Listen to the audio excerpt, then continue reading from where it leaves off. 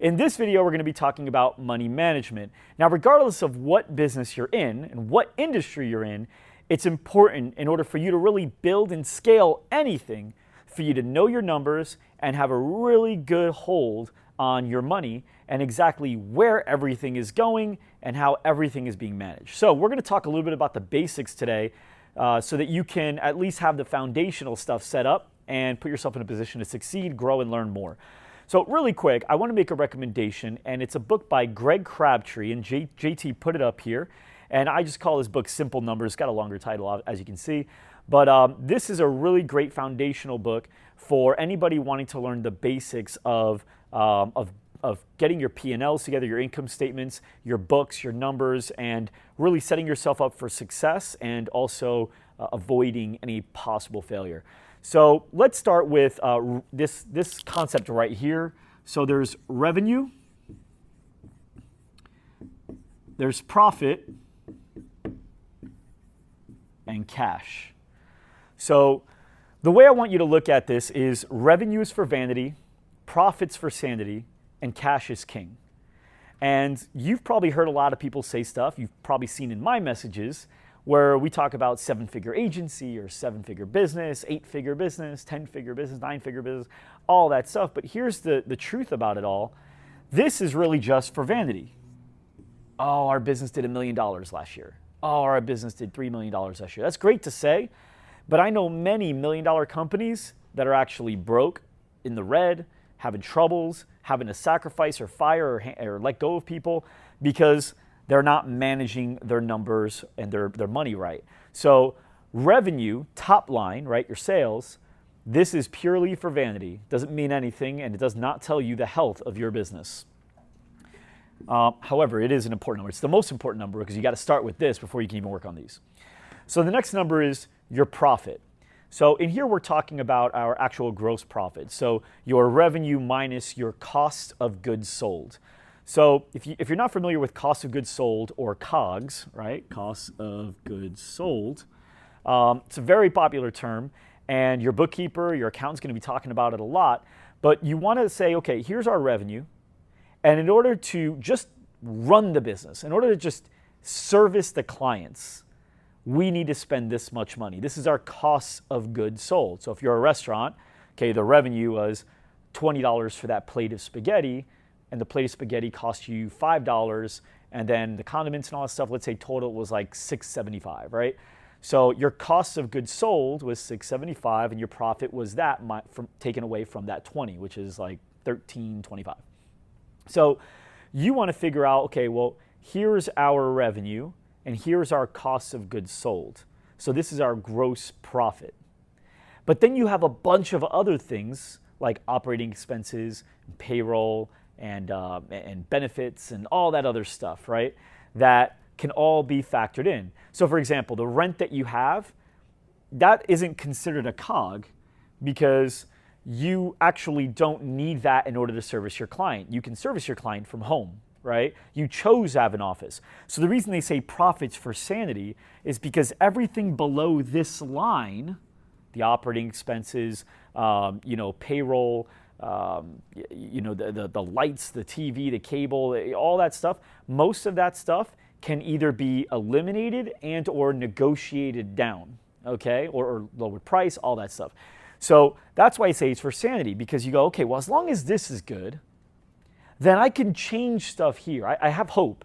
I can maybe lower my rent. I can move into a smaller space, or maybe work from home until I can have a little bit more gross profit. Or maybe I can eliminate some of these tools. Maybe I don't need Infusionsoft and I can downgrade to like a MailChimp for right now. So this allows you to have sanity around your numbers. But cash is king. At the end of the day, this truly defines the health of your business and exactly how well you're running it from a numbers standpoint. So generally, your net profit, which means all of your revenue, all your sales, right, subtracted by all your costs, your expenses, that's what you're left with, your net profit. In order to be a healthy business, you have to have that number in a certain area. So I'm going to show you these numbers here. And so I have here 5, 10, and 15. So if your business is at that 5% mark or lower, meaning if you had $100,000 in sales and you only were left with $5,000 left after all said and done, well, that means your business is on life support. That means you're one little lawsuit away. That means you're a couple employees from getting sick and not being able to be in the office for 3 weeks away. That means you're a couple big clients lost away from now going into the red and possibly going out of business depending on how much reserves you have left, which you should always be saving for those things. As bigger you get, the more reserves you need. I'll explain what I mean by that in a minute. 10 means you're at least at a healthy state. Okay, so this is at least where you want to be. Your business did 100,000 and now you had 10,000 left. Now keep in mind, this is after you pay yourself and not after you pay yourself a measly salary. When you first start your agency, it's okay to not take any money. I didn't make any money for the first 3 years. I literally had no paycheck, no income. In fact, I think I lost money. I was about 20K in debt by the time I was halfway through my second year.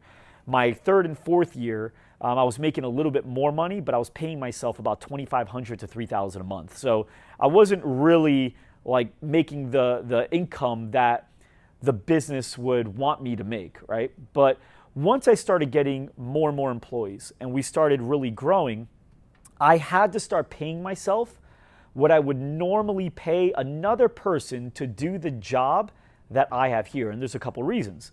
Number one, you could get really sick. You could get really hurt, or something traumatic could happen where now you can't work for 6 months or a year, and you may have to hire somebody or multiple people in order to take on some of the work that you've been doing, because the stuff that you're doing most likely hasn't been trained to the other team members so they can just replace you no problem. So with that said, if you don't have the money to pay someone or people in order to do what you're doing while you're gone, then you're going to be in big trouble and your business will surely sink. So don't pay yourself a salary that can't pay for another person to do the same work. That's extremely important. Even if you don't want to take it all, at least save that difference into the business just in case, because at least you know your business can do it. Doesn't mean it has to, but it can do it and it saves it. Okay, 15%, anything above that, it's kind of like a take it while you can get it.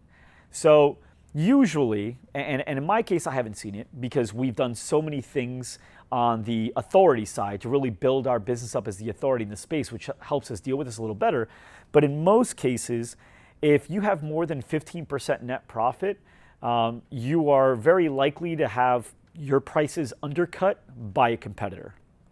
Now, I don't want you to drop your prices just to go take competitors' clients, because that's not what you want to do. Because if you cut your prices, your revenue goes down. It doesn't necessarily mean that your profit is also, or your costs are going to go down. So now what happens is you get down to the wire, and in the very beginning, when you're the one running the company and you have 2-3 employees and you're the one managing them and giving them all the direction, that's not a big deal. You could probably still be decently profitable. But what happens when you start having 7, 8, 9 employees, and now you need to start hiring leadership or other managers to help you with that? You will never be able to do it. And what happens is you're going to be so drowned in working in the business that you're not going to have any time to work on the business. Your business is going to get stale. It's going to eventually flatline, and your employees are now going to work at a place that's very likely to be lower and lower on that authority level as the competition will start passing you by, and you'll probably not have any employees left as they will start leaving because they all want to be in a position to grow, and you can't grow that way. So make sure that your company has the profits it needs to start preparing to hire leadership as well. So now if you can get above 15%, that's excellent. And if you can maintain that with leadership like we've been able to, that's excellent. Then you want to make sure that you reinvest that into your business. And we're going to talk about that later in another skill, so I'm not going to spend too much time on that. Now, your P&L or your income statement, depending on how you want to talk about it, it's really the same thing for the most part. So you want to make sure you look at this every single week. I like to look at the most important lines, the revenue, the costs, the payroll, and the net profit. I like to look at that kind of like on a daily basis just to make sure nothing big hit and I didn't notice it, because the last thing you want to do is notice something weeks later. And as far as digging in real deep, I look at that every week, and then every quarter I actually meet with my accountant and my bookkeeper. You're going to want to have both, okay, in order to make sure that everything's in alignment. And I like to have them meet with me together so that if this person says something, I don't have to communicate that to this person. We can all be right there and nothing gets lost in translation, and everybody can help each other with this mission that we're on of growing a healthy business, right? A big question we get is how much should we spend on our marketing? If 5%, 10%, look, you just spend money on your marketing. As long as you can keep around here, just spend it. If you're in growth phase, which if you're in this, if you downloaded this, it's because you are at growth stage, then just reinvest it and continue to grow. As long as you're constantly saving, I like to make sure I'm putting away at least 5% of our revenue to 10% every single month into savings. Now, we talked a little bit about that earlier, and I said I'd bring it back. The reason you want to do that is because anything could happen, negatively or positively, that you're going to want to have a good amount in savings for in order to either avoid it or take advantage of it. So, give you an example on the negative side. On the negative side, you get sued. It happens for the craziest, weirdest things. Or something breaks, or your whole office gets robbed, and you have to get new things before your insurance can come and take care of everything. So all these things can happen, and if you don't have the money in savings in order to get back to where you need to be, well, then you're going to go out of business. And a lot of businesses go out of business, not necessarily because they were bad, but because they managed their money incorrectly. Something happened that wiped them out. In fact, my first business was taken that way. So make sure you don't do that, because it's a devastating feeling when you know you had something good and you weren't prepared for the inevitable things. I say inevitable because they will happen, inevitable things that will happen in business that will cost you money, and you're going to want to be prepared for it. The next thing, on the positive side, opportunities. How great would it be if somebody came up to you and said, hey, Mike, I actually want to host an event with you, and I think it'd be great. I have a huge audience, and I could have about 1,500 people come in that could be your customers. We'll pitch it and everything. All I really need you to do is help out with X, Y, and Z, whatever that is, and it's going to cost you 15 grand. Well, guess what? If you only have 6 grand in your account, what do you think you're going to have to say to that? You're probably going to have to say no, or you have to go get a loan or something, and that can get very stressful. I'm in the position to where I can say yes to these things.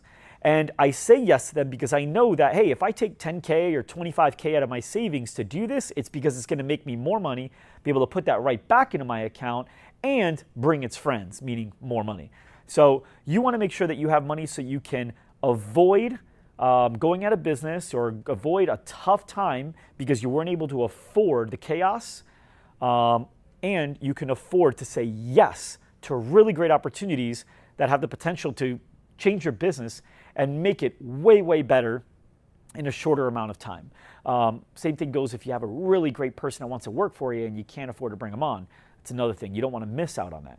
So make sure that you're managing your money. A really good book as well is Financial Intelligence. I recommend picking that book up after you've read the first one that I recommended, as it's a little bit more advanced. But you want to get your money right. If you watch Shark Tank, you watch The Profit, you watch any of those business shows, if you ever get with a mentor or coach, the first thing they want to know is your numbers.